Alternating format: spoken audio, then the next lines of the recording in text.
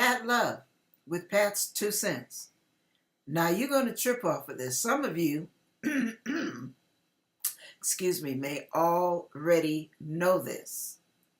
And some of you, many of us in all these different regions, may not have a clue.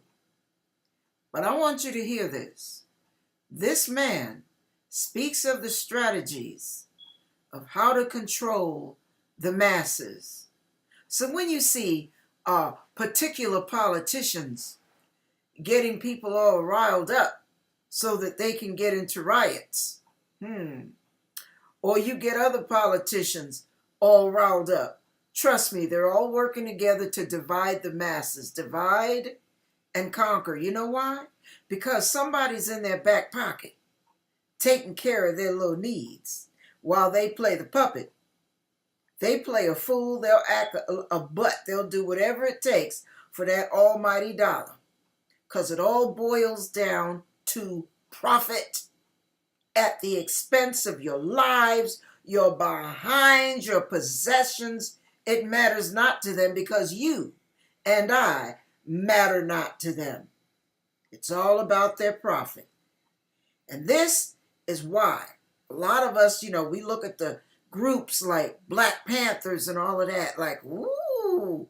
But this is some of the good they really did.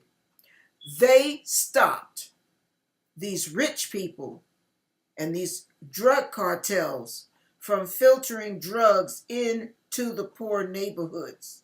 And they weren't just black neighborhoods, because the Panthers were not only black groups. Others saw what they were doing and got in on it with them. And they protected their areas too. So when you see how the people with the big bucks started opening up, flooding the neighborhoods with liquor stores, flooding the neighborhoods with drugs, well, of course, crime, prostitution, all of that comes out of it, right? And then you have people killing people, neighbors killing neighbors, black on black crime, Japanese on Japanese crime, Puerto Rican on Puerto Rican crime. I mean, it doesn't matter. Crime is crime. And it pays, because what they do is laugh all the way to the bank while your mother cries all the way to the cemetery or all the way to the prison. Listen to this. You have got to hear what this man says.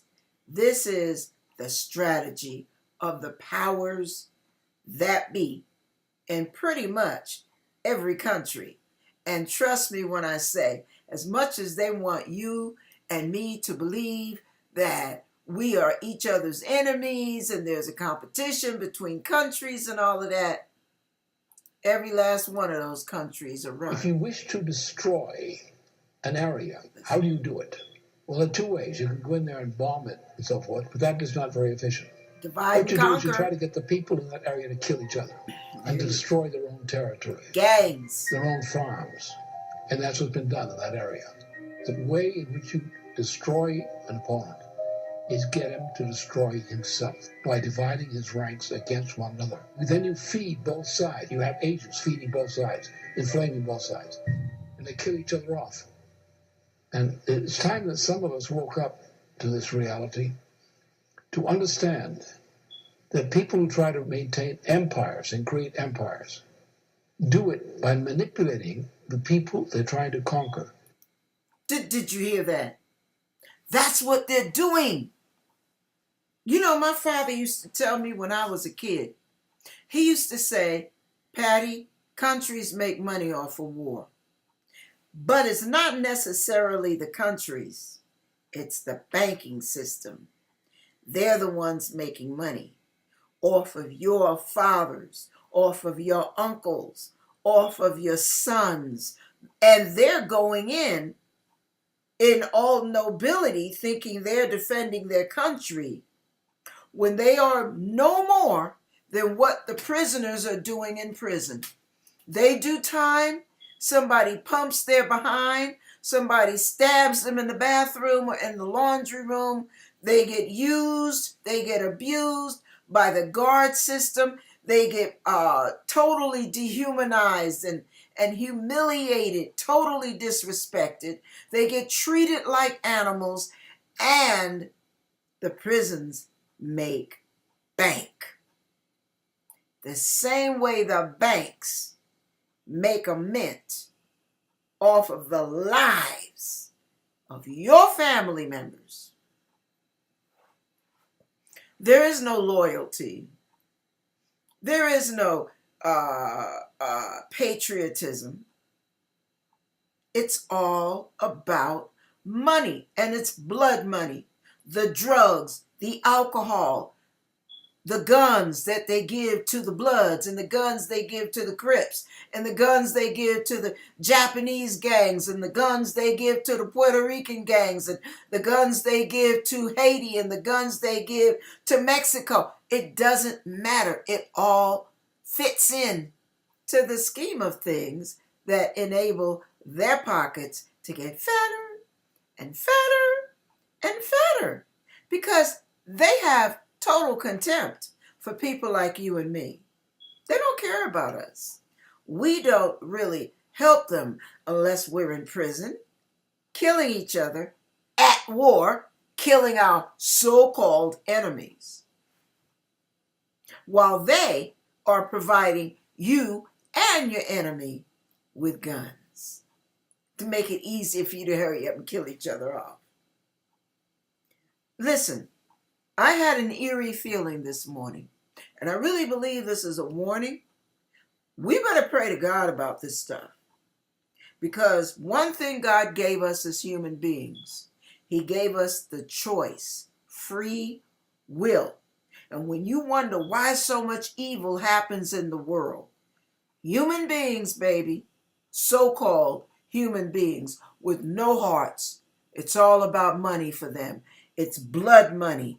And trust me when I say, every soul that has died because of somebody else's greed, their cry, their blood cries out to God.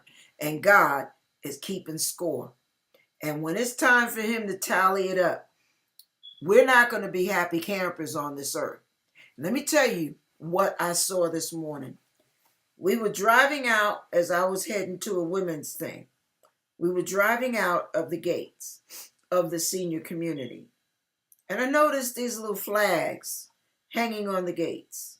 Now, they weren't typical American flags, but the feeling I got was almost like a warning of something that was very, very possible. And the thought was so scary to me. It literally started bringing tears to my eyes as I thought about it. You know how we've seen little YouTube dramatizations or movies where somebody would run out of their house after hearing explosions, and they'll look up and there's a flood of helicopters or planes flying overhead, and then here comes a bunch of what do you call these things? Parachutes, and soldiers coming down in the parachutes. And what do? They come down, they get in every neighborhood, and all of a sudden we've got martial law. But it ain't from our soldiers, y'all. It's from another country. Well, listen to this. This is the eerie feeling I got when we were heading out of the gate. It really bothered me. It's something for us to pray about. I'm serious. Pray about this. We already have the blood money. We already have the greedy folks playing games with the banking system and our debts and all that other stuff. It's all about them. But listen to this. When I saw that flag on one gate, saw the flag on another gate, saw two flags on the gates coming in, excuse me, the first thing that came to my mind was one day we might start driving around and notice one thing missing: the American flag. And the creepy feeling that I got was that they would all be replaced with a flag representing another power. That is freaking me out. Talking about it, it freaked me out. Seeing it, It really messes with me. We have got to be careful, because I'm going to tell you this. All those people with that money, all those people playing money games, and, like we're all members of a little chess, chess pieces on the table, pawns right in the middle of their hands. They're manipulating us. And don't be surprised if those rich folks sell our country right down the river. And we wake up one morning and we are no longer the United States of America. Don't be surprised. The name may not change, it may change. But there will be a new flag if we are not careful. Pray, you guys. You young people, stop getting into these gangs. Stop playing into the rich folks' hands. Stop going into slavery, into drugs, killing each other, fighting each other, being divided and conquered. Stop playing into their hands. Stop selling the dope. You're not getting rich off of that. They are getting rich off of you. And you only have a few months or years to play with it. And one day your behind's going to be behind bars. And not one of those rich folk that hired you to sell the dope is going to come to your rescue. Not one. Not one. Don't be a fool. Now, it's bad enough if you go to the big house and a man forces you to bend over and crack a smile while he gives you an injection you were not asking for. That's one thing. But it's 10 times worse when you are out there voluntarily bending your behind over while these fat cats are getting rich off of you. And they're sodomizing your very life, your very destiny. We have to be careful. We have to watch and pray. Turn to God while he may be found.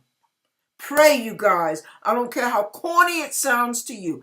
It's time to pray. You gangs, you put your heads together like the Black Panthers did and start protecting your neighborhood instead of selling it down the toilet. Stop bending each other over. Stop backstabbing each other. Come together. Together. That's why God said love. When you have love, there is no need for law. Love does it all. Real love. Not money. Love. If there were real love, there wouldn't be a poor person on the face of this earth. And there wouldn't be a need for a prison. Real love. Now, I'm going to leave you with that to think about, to pray about. Put yourself on hold. Go to God with this. And if you have any kind of prayer life, ask God not to let that happen. Not to let our country be sold right out from under us by rich folk. Okay? At least do that much.